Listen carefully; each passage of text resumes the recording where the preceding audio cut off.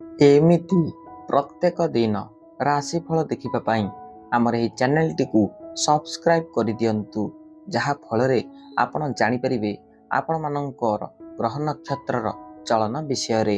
ନମସ୍କାର ପ୍ରିୟ ଦର୍ଶକ ବନ୍ଧୁ, ଆଜି ଆମେ ଜାଣିବା ବିଛା ରାଶିର ବ୍ୟକ୍ତିବିଶେଷମାନଙ୍କର ଜୀବନରେ କିଭଳି ଏହି ପବିତ୍ର ବିଶ୍ୱକର୍ମା ପୂଜାଠାରୁ ଆପଣଙ୍କ ଜୀବନରେ ସୁଖ ଆସିବାକୁ ଯାଉଅଛି ଏବଂ କେଉଁ ସେ ଦୁଃଖ ଯାହା ଆପଣଙ୍କୁ ଫେରିବାକୁ ଯାଉଅଛି।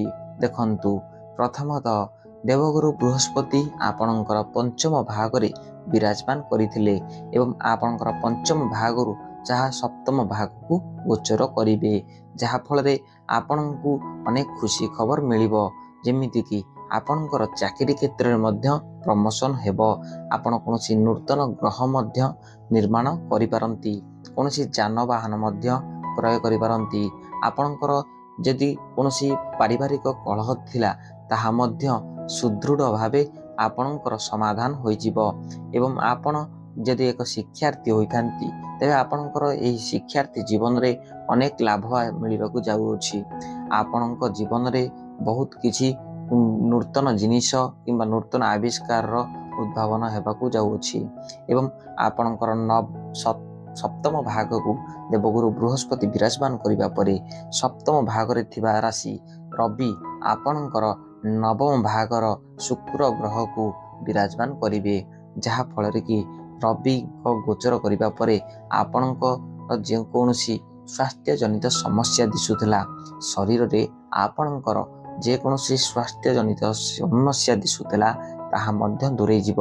ଯେମିତିକି ଆପଣଙ୍କର କୌଣସି ଆଣ୍ଠୁଗଣ୍ଠି ବାତ ଧରୁଥିଲା କି ପେଟ ଗ୍ୟାସ୍ ଜନିତ ରୋଗ ରହୁଥିଲା, ଶ୍ୱାସ ଜନିତ ରୋଗ ରହୁଥିଲା, ତାହା ମଧ୍ୟ ଦୂରେଇ ଯିବ ଏବଂ ନବମ ଭାଗରେ ଥିବା ରାଶି ରାହୁ ଆପଣଙ୍କର ଦ୍ୱାଦଶ ଭାଗକୁ ବିରାଜମାନ କରିବେ ଏବଂ ଦ୍ୱାଦଶ ଭାଗକୁ ଗୋଚର କରିବା ମାତ୍ରେ ଆପଣଙ୍କୁ କିଛିଟା ଅଶୁଭ ମାତ୍ରା ଦେଖିବାକୁ ପଡ଼ିବ। ଯେମିତିକି ଆପଣ କୌଣସି ଜିନିଷକୁ ନେଇ କିମ୍ବା କୌଣସିକୁ କାହାକୁ ଚିନ୍ତା କରି ଡିପ୍ରେସନକୁ ଯିବାକୁ ଚେଷ୍ଟା କରିବେ। ଆପଣ ବହୁତ ଟେନସନରେ ରହିବେ, ଅତ୍ୟଧିକ ଓଭର ଥିଙ୍କିଂ କରିବେ, ଯାହାଫଳରେ କି ଆପଣଙ୍କ ଏହାକୁ ଶୋଭା ପାଇବ ନାହିଁ। ତେଣୁ ଆପଣ ପ୍ରତ୍ୟେକ ସୋମବାର ଦିନ ସୂର୍ଯ୍ୟ ନମସ୍କାର କରି ଇଷ୍ଟ ଦେବ ଆପଣଙ୍କର ମହାଦେବଙ୍କୁ ପ୍ରଣାମ କରନ୍ତୁ, ଯାହାଫଳରେ କି ଆପଣଙ୍କର ଏହି ସମସ୍ୟା ଦୂରେଇ ଯିବ।